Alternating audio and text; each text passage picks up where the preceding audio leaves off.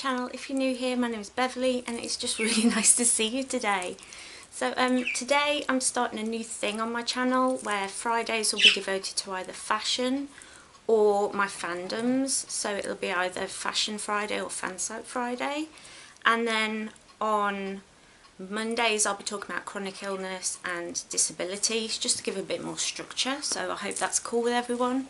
But yeah, I wanted to come today and start off first Fandom Friday with a chat about my favourite actresses from old Hollywood, the glitz and glam of the 30s to the 50s of Hollywood. I'm a big fan of that time. I grew up watching old movies with my mum. We used to go down to the shop and get sweets, and then we'd sit on the sofa and eat sweets and watch old Shirley Temple and just old movies. So I just wanted to come and pay a little bit of a homage to my favourites. But before I do that, I just wanted to remind you all that down there is a lovely little button. It's free to press, so why not join the family? Hit that subscribe button, ring that little bell so you always know when I upload, and become part of my little weird family. I would love that. And I'm also trying to get to 500 subscribers by Halloween. Can we do it? Can we do it? I really hope that you will help me achieve this goal by hitting the subscribe button and sharing me out. I'd really appreciate that, because I'm doing a giveaway when I get to 500. Yes. So watch out for that as well. So old Hollywood, there's a lot of people who glamorise that time as if it was this perfect time, and it wasn't. A lot of these actresses were mistreated by Hollywood, and a lot of them had a lot of struggles, but above it all was just their amazing ability to help people forget what was going on in that time. If you remember, if you think back in history, back when these films were coming out, we had the Depression, we had the Second World War. People needed things to take their mind off it, to help them escape, and going to the cinema was that for a lot of people. And these women really broke down barriers. These women changed the landscape for people, and they were just incredible. So there's a lot more actresses that I love.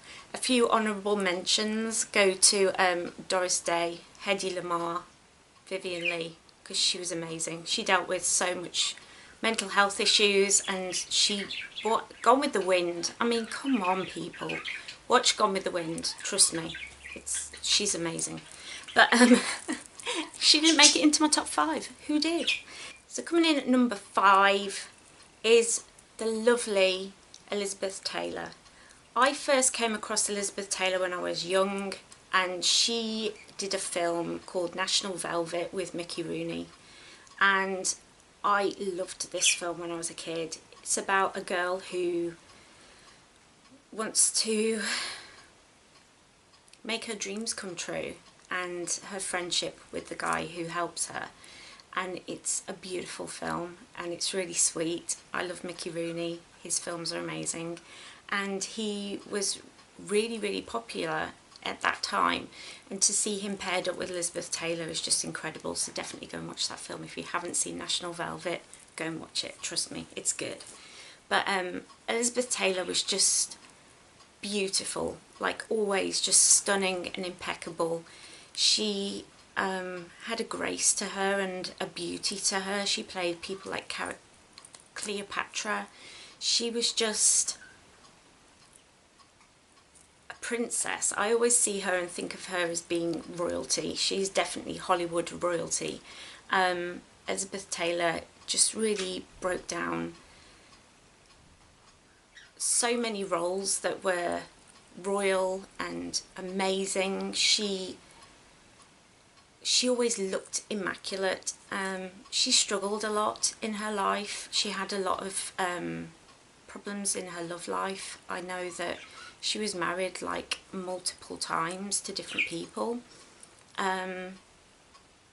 but through it all, always graceful, and always just this beautiful woman with so much grace to her, and I really look up to her for that. She also really rocked a short hairdo. She was one of the first women to do that, to cut all her curls off, and she looked beautiful. I just can't even with her. She's just, so gorgeous. But yeah, she got number 5, Elizabeth Taylor. It's number 5. So number four is Ginger Rogers.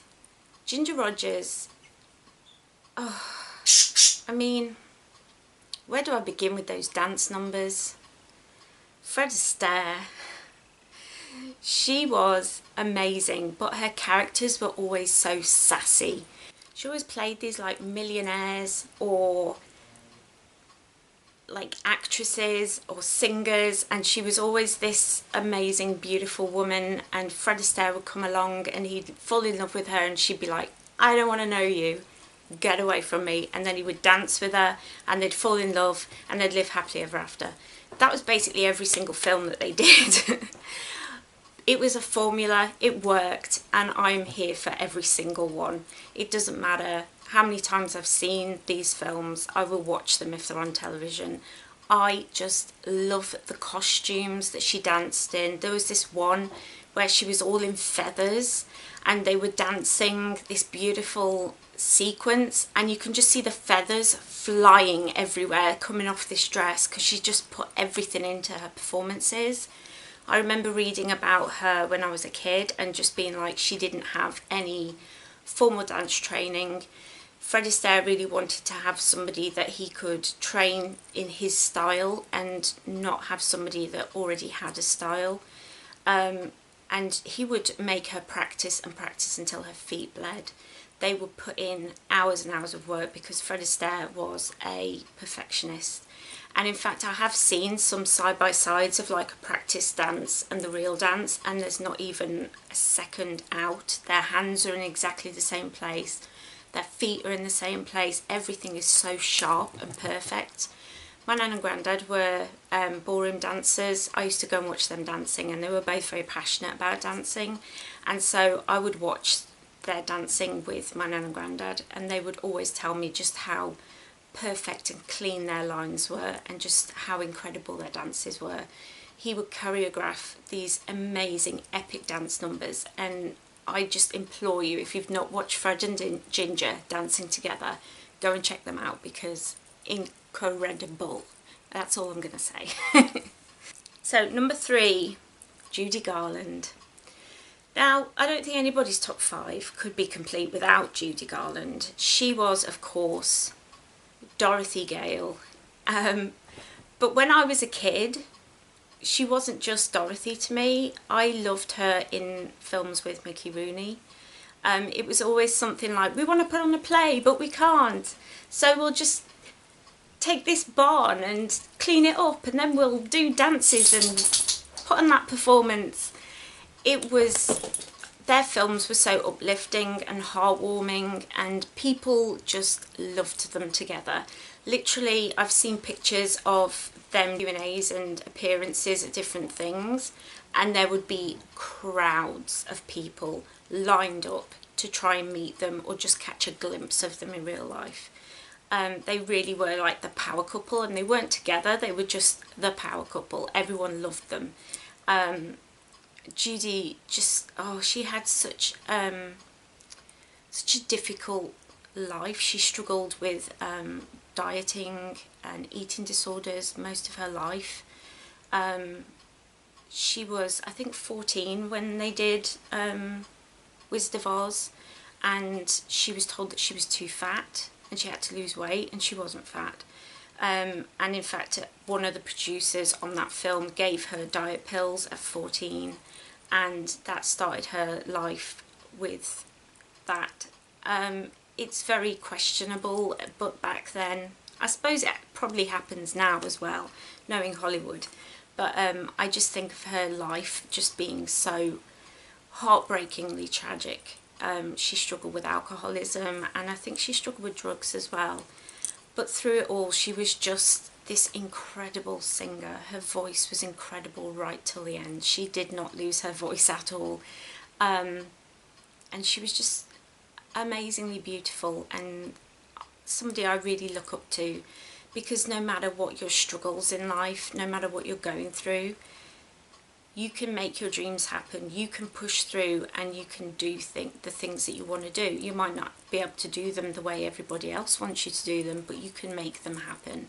And that really inspires me. A lot of these women do inspire me for that same reason.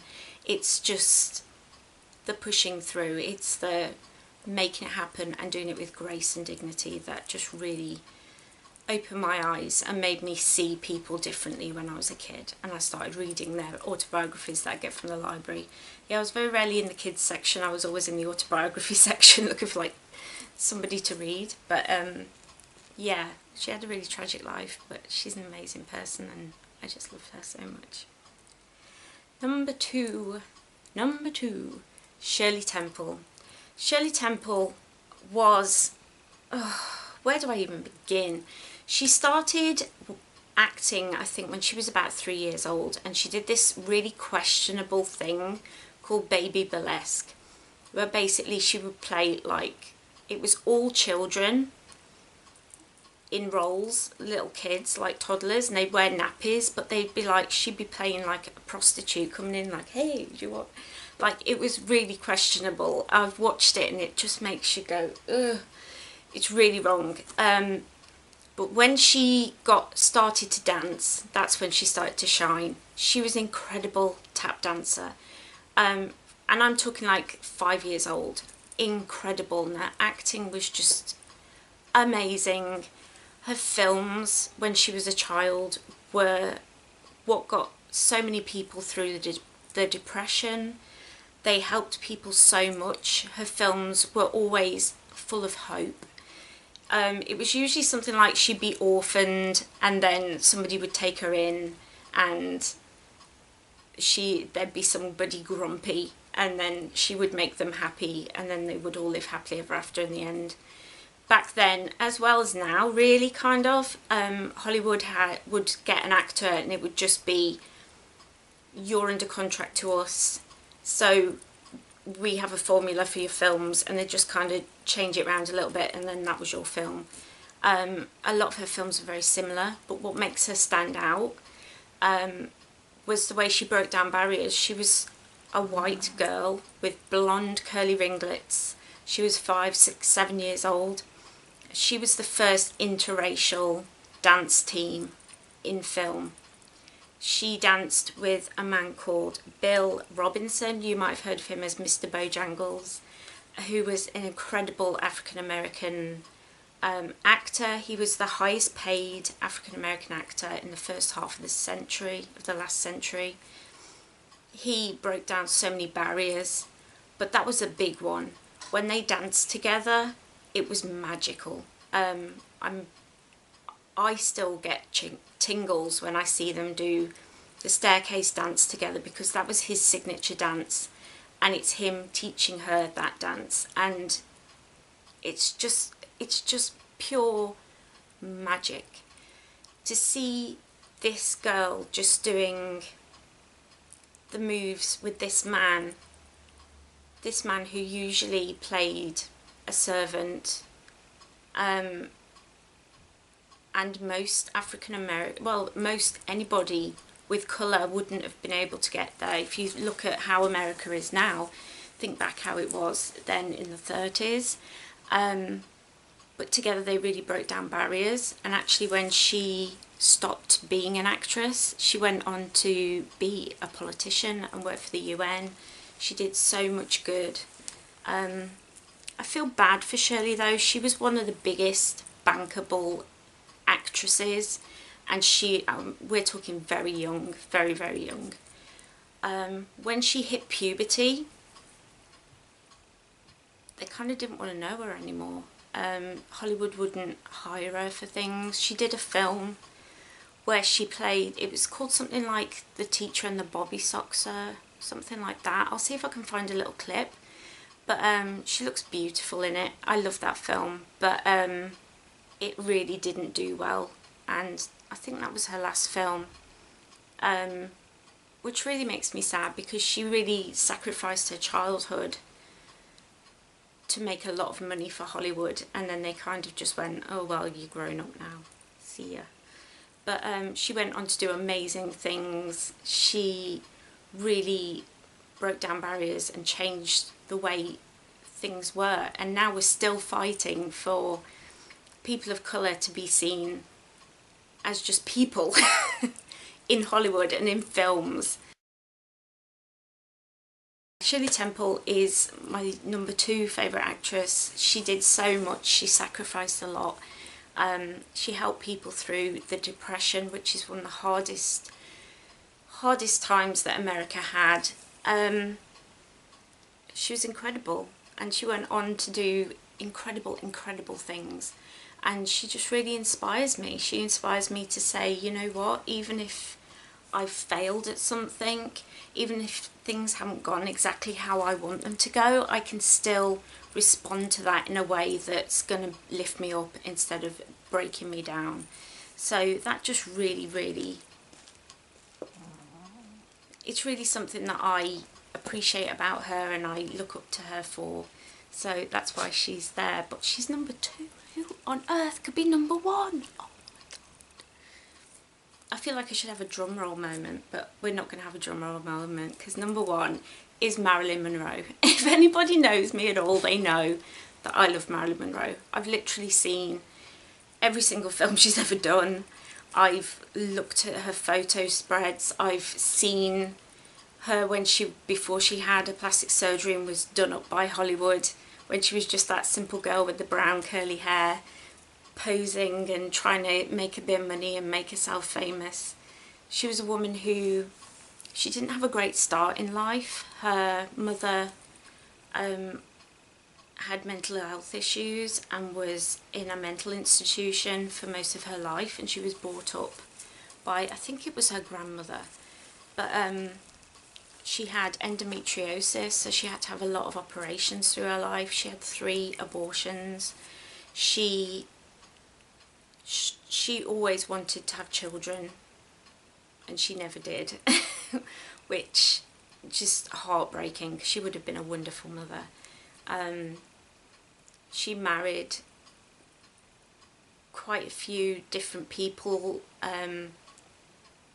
She married like a normal high school guy, and then she divorced him to go to Hollywood. She married Joe DiMaggio, who was a bit like, at the time they would have been like Victoria Beckham and David Beckham. Do you know what I mean? Like, that's the level that they were. Big sports actor and a Hollywood actress. It was like everybody just loved them. Just somebody who I love so much. Her films are incredible. She always played the dumb blonde.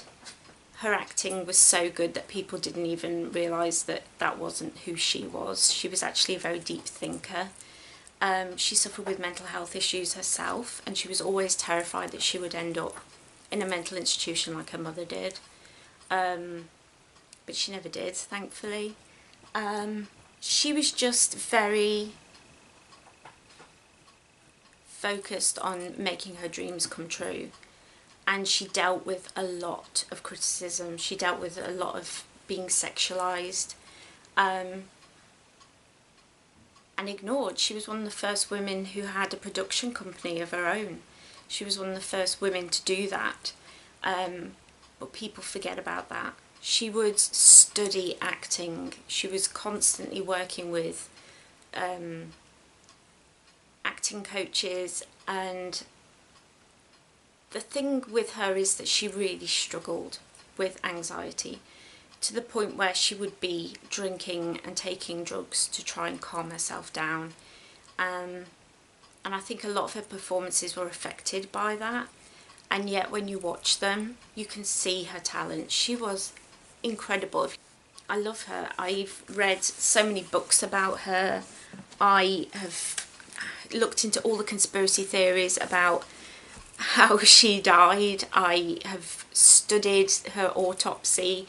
It's not in a macabre way, but just in a way I want to understand what happened. I want to understand what happened to this amazing woman who struggled so much and was used so much, and yet people don't take her seriously. They don't think of her acting skills. She's amazing. Go and watch her films, please. If you haven't watched Marilyn's films, go, go, go right now, watch them all, because you'll see that she's an incredible actress, and the times when she was allowed to step out of that dumb blonde role, she really shined. She was just amazing. I love Marilyn. She was beautiful, and again, she suffered with chronic illnesses. She must have been in constant pain.